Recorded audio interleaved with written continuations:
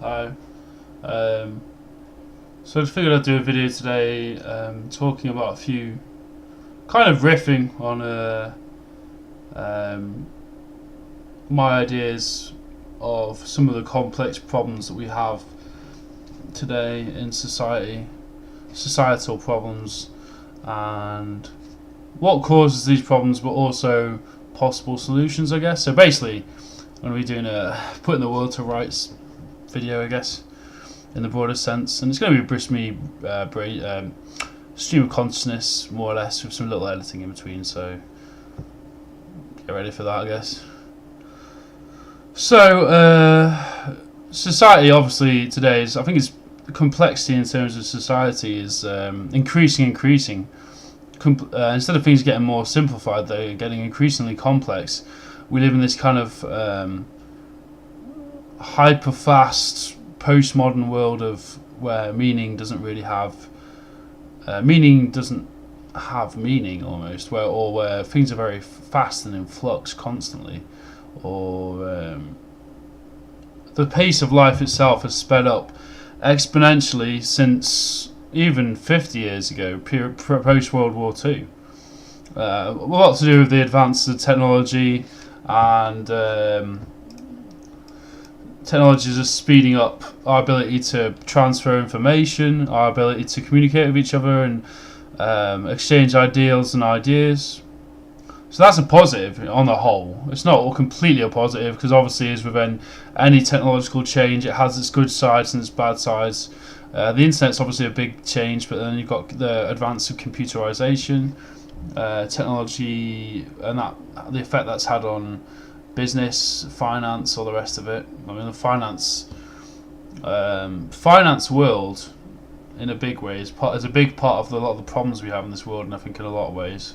So we've got this very big, too big to fail, monopolized financial institutions, and also state-controlled apparatus, almost, financial institutions like the IMF and International Monetary Fund, and lots of other big, complex financial institutions, which I don't fully understand what they do. Most people don't, unless you're a financial expert. And I think a large part of the problems that exist in our world today, such as inequality of opportunity, a lot of the problems in the Middle East, not all of them, but a lot of them. What else? And just a lot of kind of cultural issues and economic issues can be, in this analysis anyway, can be, I think, it can quite easily be argued that a lot of the reasons for those problems are a corrupt financial superstructure, which by its very existence relies on the existence of monopolies. Now, even if you're kind of a free market libertarian, the existence of monopolies is itself worrying, because it means that power is concentrated in the hands of very few people, which doesn't then allow for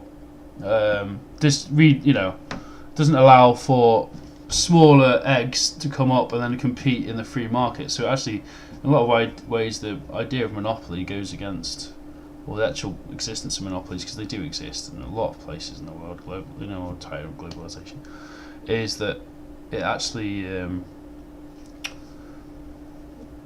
stunts competition. Obviously, it's the same sort of effect. I'll go into that a bit later on, again, because I'm kind of rambling a bit now, potentially. One of the other things, I think, problems we have in our current society is our culture, actually.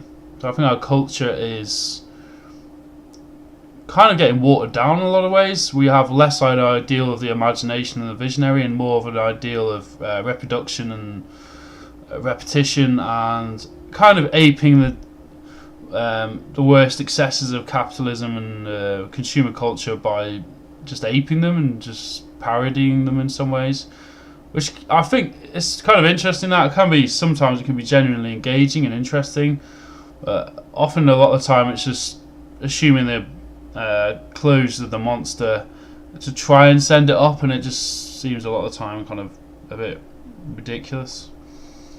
I mean, I'm an old school when it comes to art. I kind of like the idea of certain romanticism in art, certain striving towards an ideal, whether it be the ideal of a higher conception of human nature or building. I think, well, I would actually argue that the whole point or the whole mission of art, in a way, is to become more than you are, more than we are. It's a kind of Nietzschean idea, but that would be my idea of art, an ideal of it.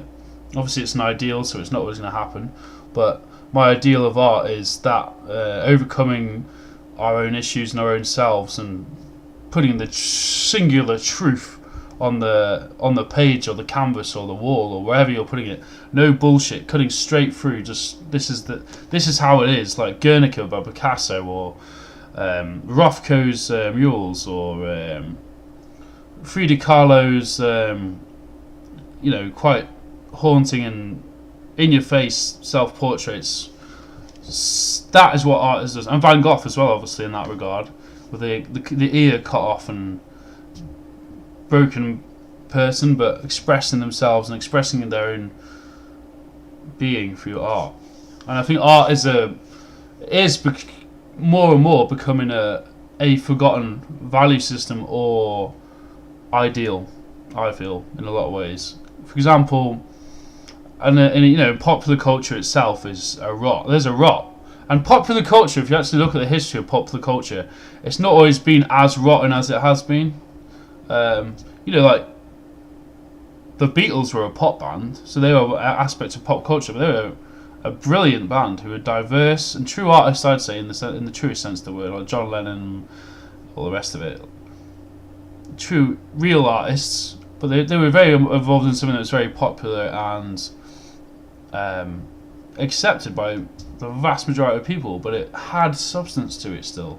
Whereas now, I guess relating to the monopolies idea I was talking about earlier on, a lot of the popular music or popular film or whatever is controlled by a very small elite of people. Whenever you get an elite, you have a very narrow degree of messages that come through in the culture. So culture is kind of in a rot, I guess, essentially is what I'm saying. It's not fully rotted, and then obviously the internet, I think, has helped counteract that. It's a kind of counterculture, I feel, which is developed on the internet and will continue to develop on the internet, I feel, of artistic radicals, musicians, graffiti artists, philosophers, thinkers, who are presenting a counter stream or a counter argument to the popular message we get through channels like Fox or even BBC, which can occasionally be pretty good, but there's often, though it's not explicit, is often just a mouthpiece of the state in a lot of ways, the existing Tory government in this instance. But all that aside, there's a counterculture stream which has developed beyond that of like nerd and art culture, and kind of very technological kind of hacktivism and activism, I guess, which I think is very healthy and encouraging, really. I mean, even in those worlds as well, obviously you kind of get very much an ideal utopianism developing, but I don't really have anything against the idea of utopia, because utopia as an ideal is it's kind of goes to the territory of coming up with new ideas around politics or the society or running the world or how to do things in society. But I think they often don't work. I mean, obviously the most obvious example of that being the various failures of communism historically, from the Soviet Union to Mao's China to onwards. But then the kind of thing I always think is very important to bear in mind is communism is a fucking old idea, and I think it needs to be replaced with something better, to be honest. I think you still have people spouting Marxist Leninism, which I think is just almost laughable in some ways, that people still subscribe to that idea of dictatorship of the proletariat, and you can have a dictatorship of the working class, and then somehow communism will emerge from that in the interim. It's naive and idealistic and utopian, but not actually workable. Marx's analysis, I think, was very valid, still remains valid in a lot of ways, but the various interpretations of, I think, basically communism, and I think most people, free thinkers, people have done this already, is just confine it to the dustbin of history, really.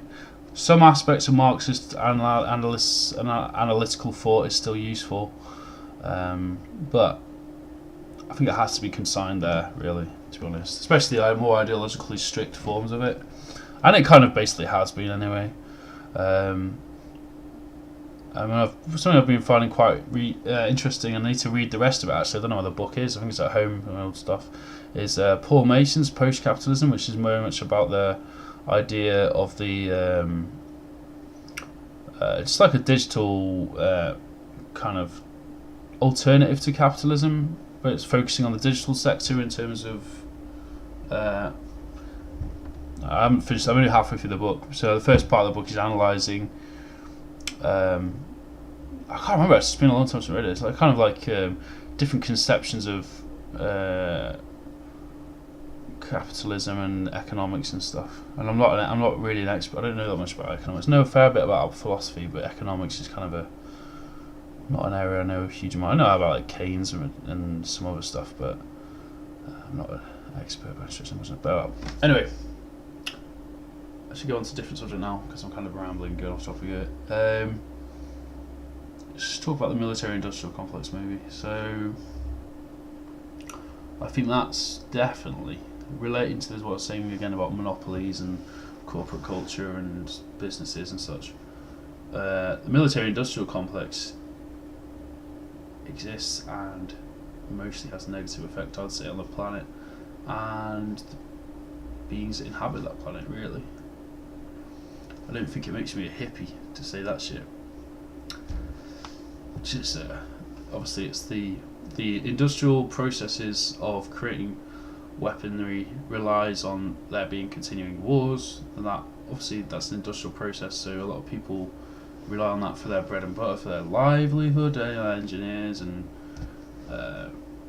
designers and stuff, and just people on the factory floor. Well, I guess a lot of it's machines now, I'm not exactly sure, but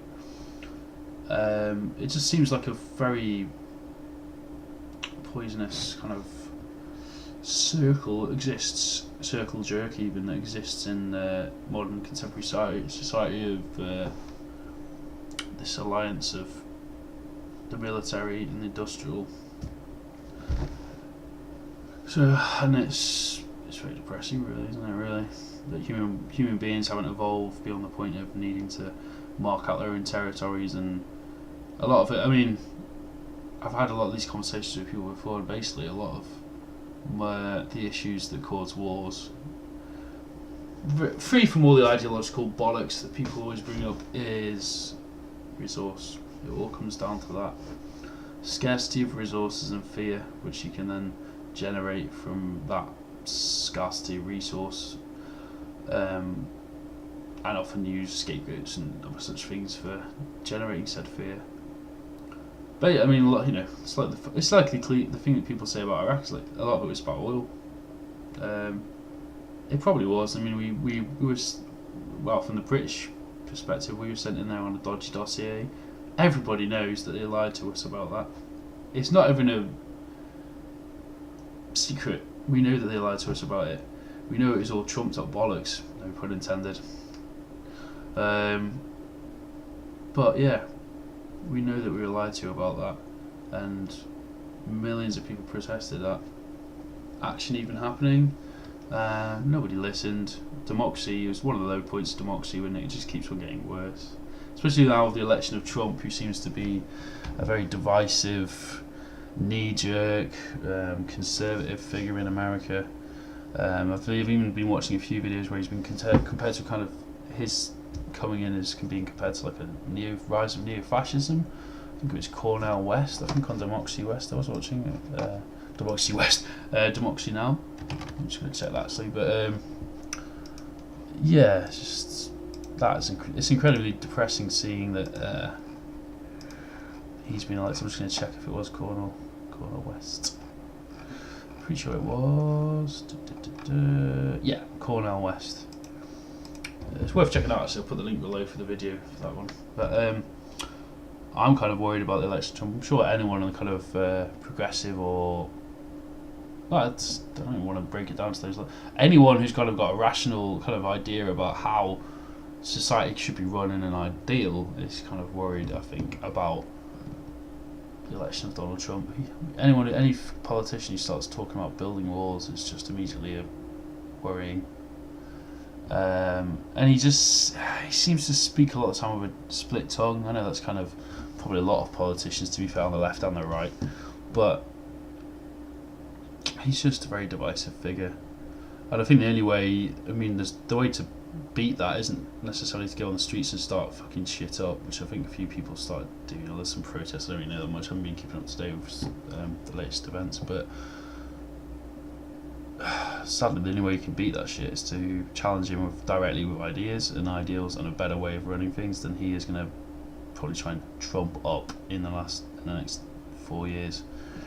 And I'm looking at some of the election, the people that he's electing into positions of power as well, put into positions of power.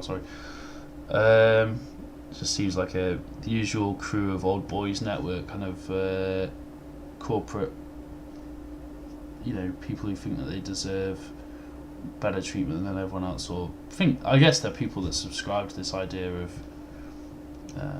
trickle down economics, and people who think that they're really doing something really great in them. Oh, that's it. And that Cornell West video, it talks about, and Democracy Now!, it talks about how, I think one of the people, or it might have been one of the other Democracy Now! Videos as well, but it was talking about how Trump's elected as Minister of Labour this man who is